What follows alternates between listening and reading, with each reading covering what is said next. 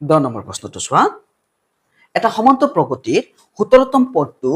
10তম পদতকৈ 10 number পদতকৈ 7 ডাঙৰ সমান্তৰ প্ৰগতিৰ সাধাৰণ অন্তৰ নিৰ্ণয় কৰা ডি নিৰ্ণয় কৰিব লাগে চোৱা সলিউশন এটা সমান্তৰ প্ৰগতিৰ 17তম পদটো 10 নম্বৰ পদতকৈ 7 ডাঙৰ 17 নম্বৰ পদ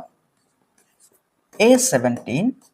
A10তকৈ কিমান ডাঙৰ A10 10 নম্বৰ পদতকৈ 7 ডাঙৰ বুজি পালা A17 equal 18 plus 7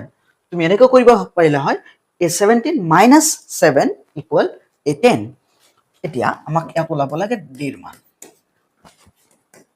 A17 A plus n minus 1 n ৰ মান 17 into d এটা A প্ৰথম পদ আৰু d সাধাৰণ অন্তৰ d ওলাব লাগে এতিয়া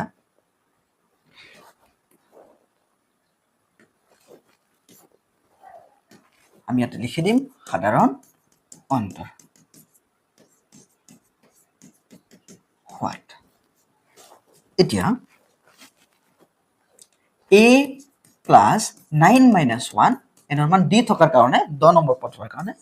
আমি 9 নহব 10 ই হ'ব 9 নম্বৰ পদ হলে আমি 9 দিলো হয় 10 নম্বৰ পদ 10 দিম এতিয়া d 7 সো ইয়াতে 17 দিছো এনৰ ঠাইত কাৰণ 17 নম্বৰ পদ ইয়াতে এনৰ ঠাইত 10 দিছো কাৰণ 10 নম্বৰ পদ এতিয়া a plus 17 পৰা 1 গলে কিমান হ'ব 16d a plus 9d plus 7 এতিয়া চোৱা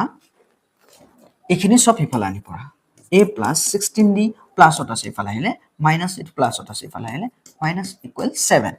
এতিয়া প্লাস লিখিব নালাগে প্লাস ওটি আছে এটো প্লাস এটো মাইনাস ক্যান্সেল 16 d পৰা 9টা টি গুছি গলে কিমান থাকিব 7টা d থাকিব